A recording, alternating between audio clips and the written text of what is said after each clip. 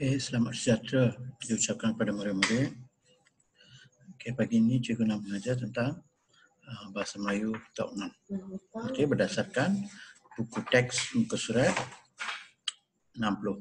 Okey, kalau murid nak rujuk, murid boleh keluarkan buku teks anda. Okey, lihat muka surat 60. Baiklah. Okey. Dalam buku surat 60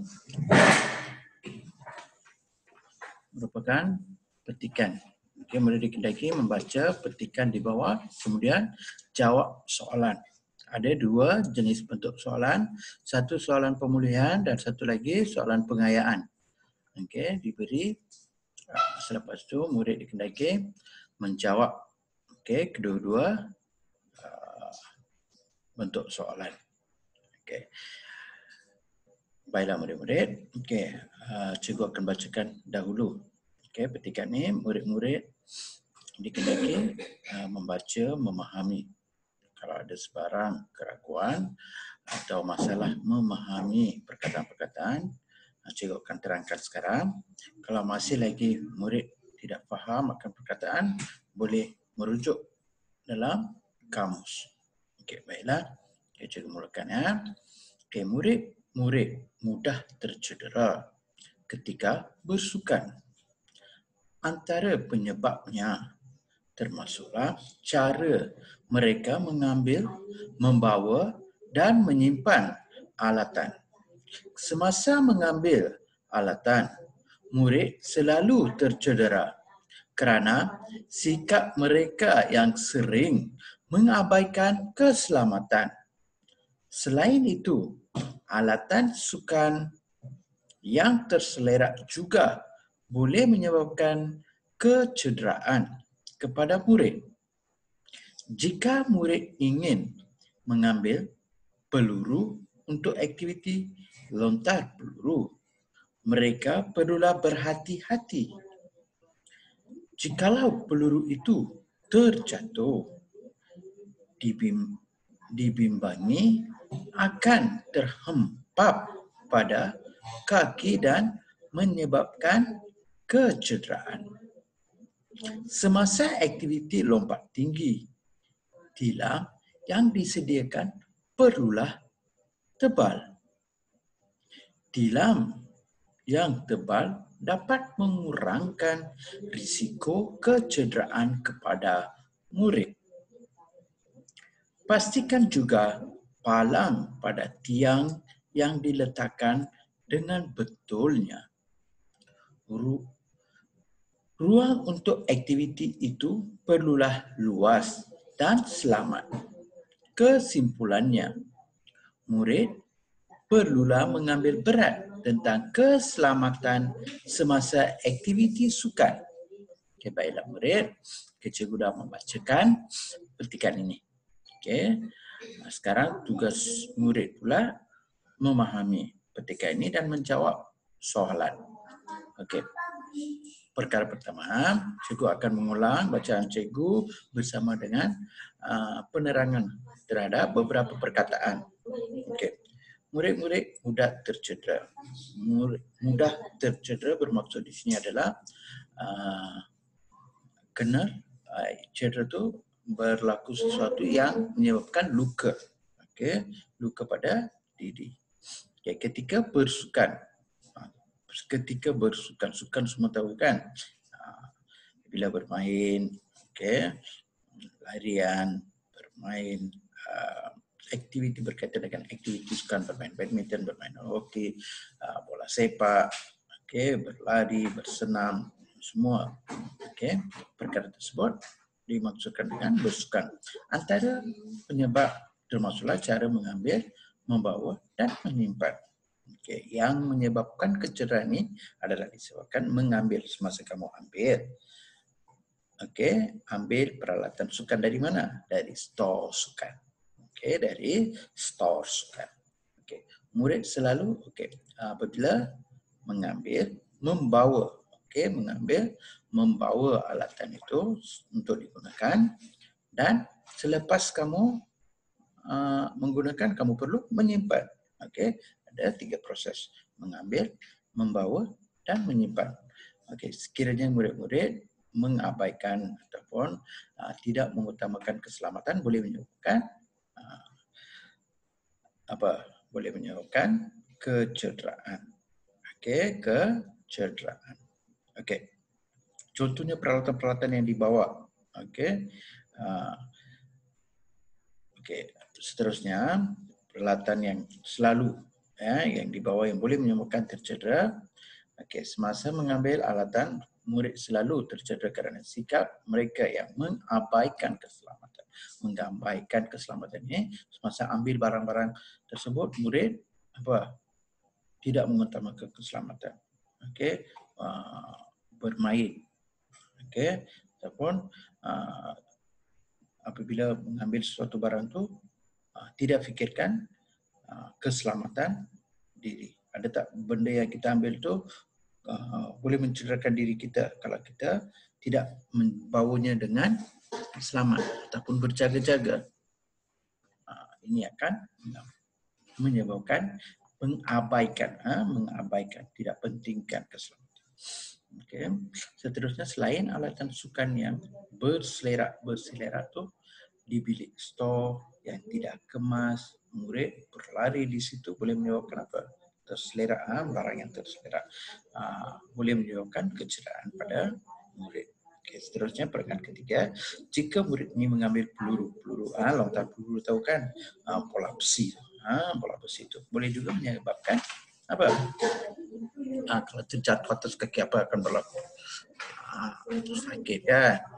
Bukan sakit saja, kadang-kadang tulang jari-jari itu boleh patah.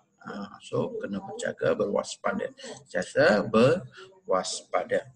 Okey. Semasa aktiviti seterusnya adalah apa? Aktiviti semasa lompat tinggi. Masa lompat tinggi itu tilam tu perlulah tebal. Kalau kamu lompat tinggi, kalau tilam yang nipis boleh menyebabkan kecederaan. Okay. Seterusnya palang untuk perlu diletakkan dengan betul-betul untuk lompat tinggi.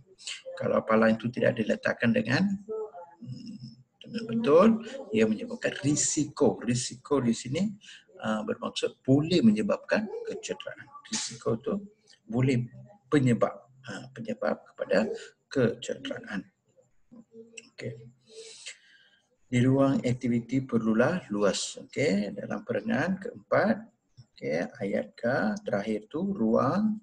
Okey, ayat terakhir ruang untuk aktiviti perlulah luas dan selamat. Okey, luas tu perlulah kawasan yang luas lah. Tak boleh sempit. Okey, perlu luas supaya melakukan aktiviti dengan selamat. Okey. Kesimpulan, murid-murid perlu mengambil berat. Okay, that means murid sendiri, kamu sendiri perlu mengambil berat tentang diri kamu sendiri. Kamu tak boleh, murid-murid tak boleh bermain semasa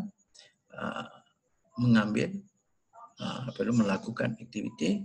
Tak boleh asyik main, fikir main saja, perlu mengutamakan keselamatan. Okay, semasa aktiviti sukan. Okay, baiklah. Ini merupakan penerangan cikgu. Seterusnya kita lihat kepada soalan. Okay, soalan ini soalan pemulihan. Ini mudah saja. Okay, jawapan semua diberi di sini.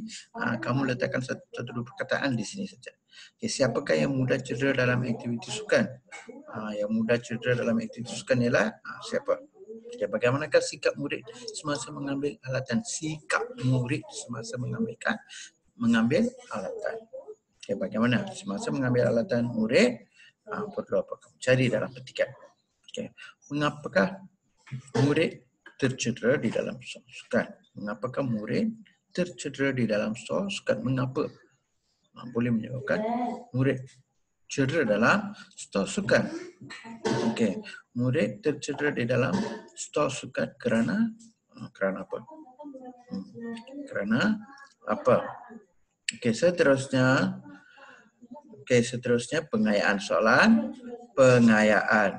Apakah faktor yang menyebabkan murid-murid mendapat kecederaan dalam aktiviti sukan? Apakah faktor yang menyebabkan. Okay. Kedua, sini soalan pertama, apakah faktor? So, murid kena bagi jawapan yang penuh. Faktor yang menyebabkan murid mendapat kecederaan dalam aktiviti sukan ialah apa? Okay, mesti penuh. Okay, di manakah kawasan yang sesuai untuk cara lompat tinggi? Okay, kawasan yang sesuai. Okay, jawapan mesti penuh. Mengapakah murid mudah tercedera semasa mengambil alatan? Mengapa? Okay. Tilang yang tebal diperlukan untuk aktiviti lompat tinggi. Mengapa? Soalan 4 tu, mengapa kita perlukan tilam yang tinggi semasa aktiviti lompat tinggi? Kenapa? Okey. Soalan nombor 5 pula adalah soalan kamu kena beri pendapat sendiri. Perlu memberi pendapat sendiri. Okey, kamu cari dalam petikan memang terdapat. Okey, soalan dia, apakah pendapat kamu? Bagaimanakah susunan alatan di dalam store? Bagaimana perlu susunan dia? Store sukan agar tidak berlaku kecederaan kepada murid. Okey, pada pendapat kamu, bagaimanakah susunan alatan di dalam store sukan agar tidak berlaku kecederaan kepada murid? Okay, kamu kena bagi pendapat kamu sendiri. Faham murid-murid? Okay. Seterusnya, selepas kamu siapkan latihan ini, kamu kena buat dalam buku pemahaman. Buku pemahaman. Okay, seterusnya. Okay, seterusnya adalah latihan tata bahasa. Tata bahasa. Okey, sebelum cikgu bagi latihan, cikgu terangkan berkaitan latihan tersebut. Ayat penyata ia berkaitan dengan jenis-jenis ayat. So, latihan tersebut adalah berkaitan dengan jenis-jenis ayat. Dalam jenis-jenis ayat ini terdapat ayat penyata. Ayatnya. Apa maksud ayat penyata? Ayat penyata ialah ayat yang dinyatakan secara tersusun. Tersusun di mana ada subjek, ada predikat. Terus kepada penerangan. Contoh. Ayat yang menyatakan maklumat secara terus. Itu merupakan ayat penyata. Terus memberikan penerangan. Contoh ayat. Raju sedang tidur. Raju sedang tidur. Semua faham kan? Terus kepada maklumat. Ayat penyata juga dipanggil sebagai ayat berita. Kalau semacam kamu lihat pemberita membacakan berita, kebanyakan mereka, terutamanya lebih kurang 90%, terus pada maklumat. Ayat penyata ini lebih digunakan dalam ayat dipanggil sebagai ayat berita. Di mana terus pada penerangan. Secara terus, maklumat disampaikan secara terus, tak berpusing-pusing.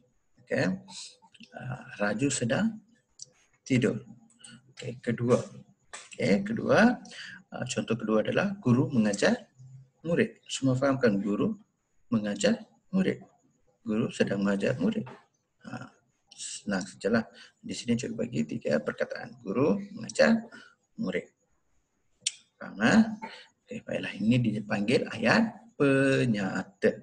Seterusnya, pokok di hadapan sekolah itu amat tinggi. Pokok yang terdapat di hadapan sekolah itu tinggi. Tadi cikgu bagi 3 perkataan. Ini ayat dia banyak sikit, tetapi terus pada maklumat. Pokok di hadapan sekolah. Pokok di hadapan sekolah. Kita terangkan tentang pokok tersebut. Pokok yang berada di hadapan sekolah itu amat tinggi. Penerangan dia amat tinggi. Penerangan tentang apa? Pokok yang berada di hadapan sekolah. Ini dipanggil ayat penyata. Faham? Ayat penyata. Seterusnya ayat aktif. Ayat aktif. Okey, ayat aktif ialah ayat yang mengandungi kata kerja yang mengutamakan subjek. Itu subjek buat apa? Biasanya ayat aktif ni akan mempunyai kata kerja. Contoh, Razi membaca buku. Razi buat apa? Membaca. Membaca apa? Buku. So ini dipanggil kata pula ayat aktif. Okey, seterusnya contoh 2, Nazri bermain bola. Okey, Nazri bermain bola dengan kawan-kawannya. Okey, di sini yang penting di sini adalah apa? Razi bermain bola. Okey, dengan kawan-kawannya, iaitu penerangan. Yang penting di sini adalah yang menyatakan dia sebagai ayat aktif, Nazri bermain bola. Kata kerja di sini apa? Bermain. Okay, ayat ketiga, Raju dan Rahman sedang memancing ikan di kolam yang berhampiran rumahnya. Walaupun ayat ini panjang lebar, tetapi perkara yang penting apa? Raju dan Rahman sedang memancing ikan. Kata kerjanya apa? Memancing. Okey. Memancing apa? Memancing ikan. So perkara di sini ada apa yang penting adalah Raju dan Rahman sedang memancing ikan. Okey, apa yang dilakukan? Memancing ikan. Raju dan Rahman, apa yang dilakukan Raju dan Rahman? Memancing ikan. Okey, yang seterusnya adalah penerangan saja. Okey, di kolam yang berhampiran rumahnya. Okey, itu penerangan saja. Di sini yang ini semua adalah contoh-contoh ayat aktif. Okey, ayat aktif. Seterusnya, jenis ayat ketiga, ayat pasif. Okey, ayat pasif. Ayat pasif ni, dia ayat aktif diterbalikkan.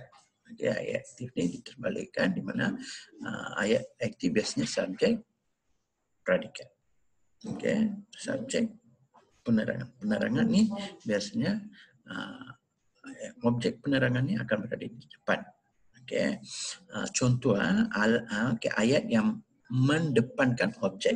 Tadi ayat aktif mendepankan subjek. Okey. Ayat pasif pula akan mendepankan objek atau predikat. Okey, mempunyai imbuhan. Biasanya ayat pasif, kalau murid mudah untuk mendapat tahu apakah jenis ayat, senang saja. Kalau ayat pasif akan mempunyai imbuhan di dan ter. Salah satulah. Salah satu.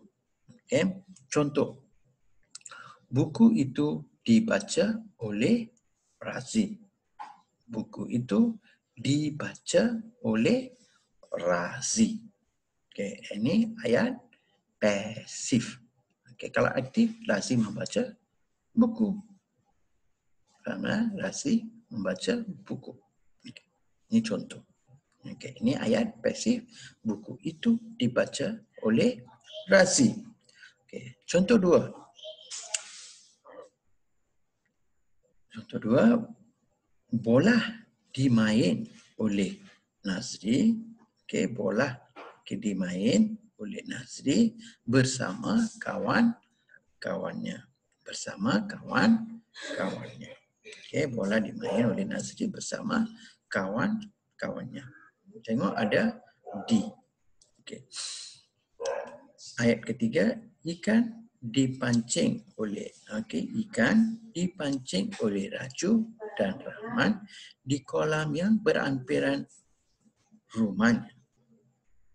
Di kolam yang berampiran rumahnya. Okay. Ini contoh ketiga. Di sini di kolam tu merupakan bukan imbuhan. Bukan imbuhan. Okay, di sini ikan dipancing.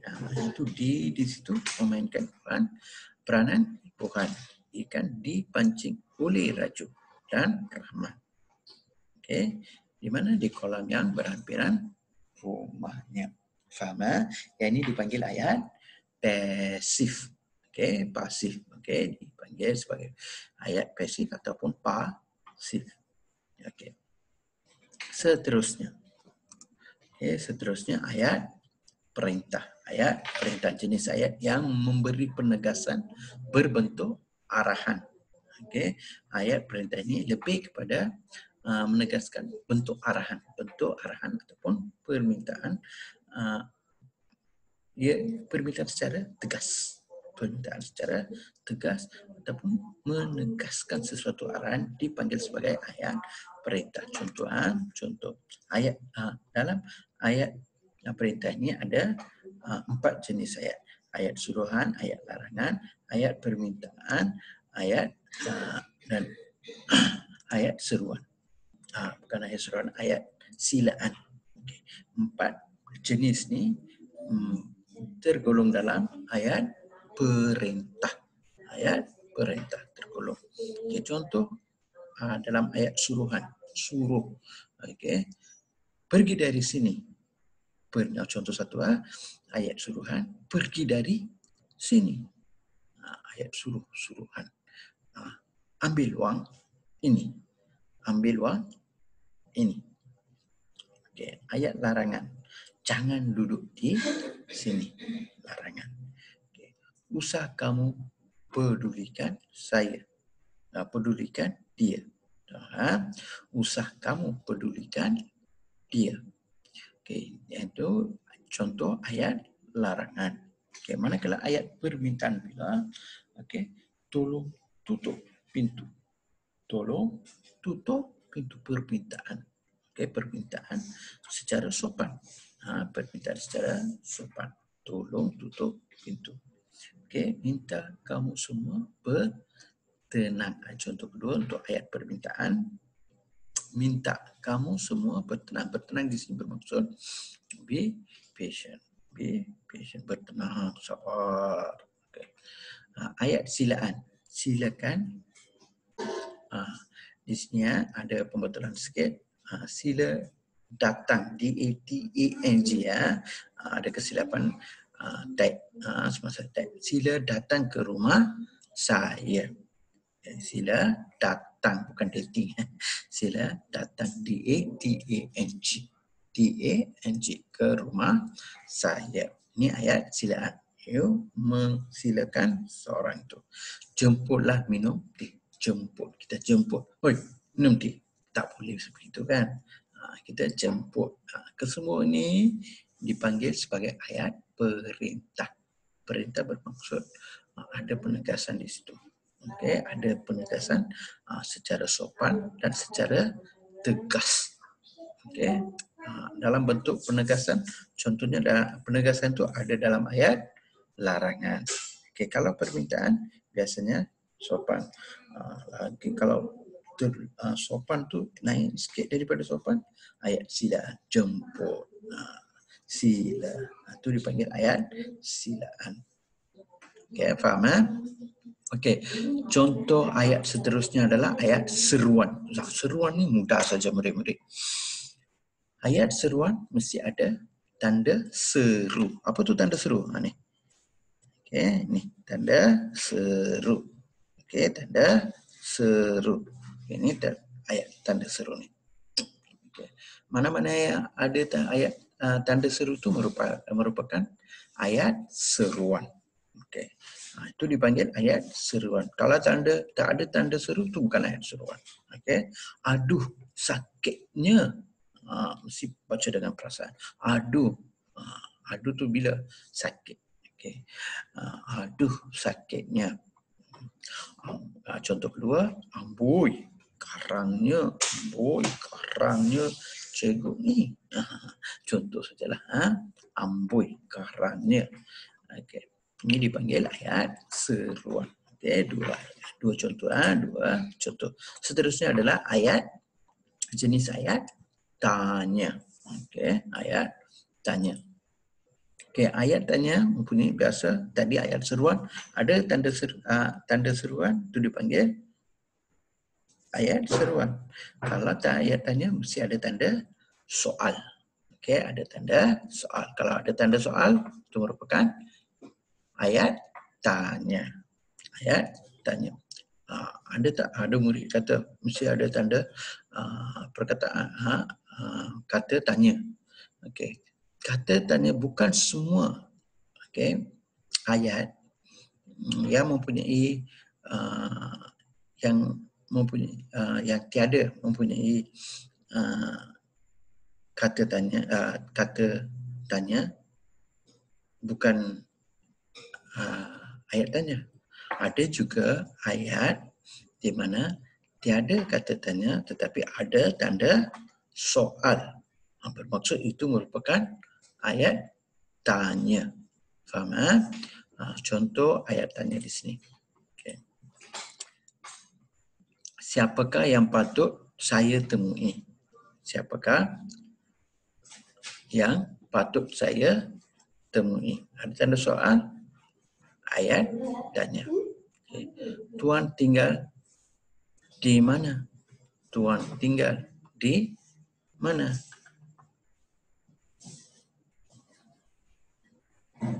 Okay. Ada apa tanda tanya? Okay. Bagaimana pula dengan ada tanda tanya tapi tak ada kata tanya? Contoh, ini contoh sajalah. Betulkah? Ditanya, betulkah kenyataan ini? Tanda soal. Betulkah kenyataan ini? Bincangkan. Betulkah kenyataan ini? Bincangkan. Pertanyaan. Ada tanda soal. So, mesti ada jawapan. Mesti ada jawapan. So, itu adalah ayat tanya. Tanpa kata tanya. Faham? Okey. Sekarang cikgu masuk pada latihan. Okey. Di mana ada dalam muka surat 61. Muka surat 61 dalam buku kamu. Kamu baca petikan ni, baca semua petikan ni, fahamkan?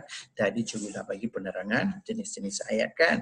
Sekarang cikgu nak kamu cari ayat penyata, ayat aktif, ayat seruan, ayat pasif, ayat perintah, ayat tanya.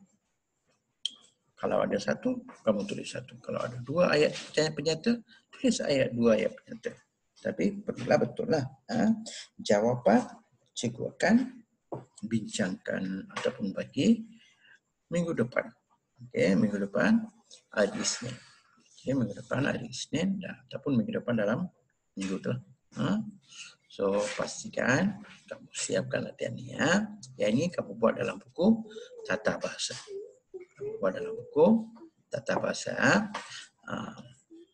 So, faham? Kalau tak faham, cuba tengok kembali.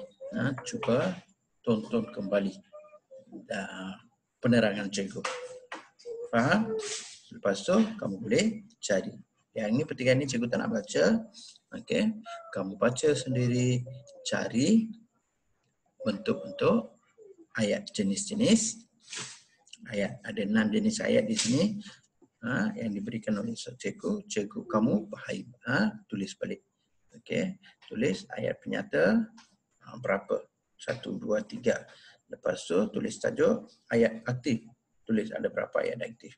Lepas tu ayat seruan, ada berapa ayat seruan. Okay, murid-murid, faham ke? Kalau faham, okey, cikgu menyudahkan bimbingan cikgu pada pagi ini. Okey, sekian. Terima kasih. Cikgu tamatkan bimbingan cikgu dengan serangkap pantun. Yang korek itu kendi, yang merah itu saga, baik itu budi, indah itu bahasa. Okey, bahasa itu indah kan? Tengok ada pelbagai jenis ayat. Okey, sekian. Terima kasih.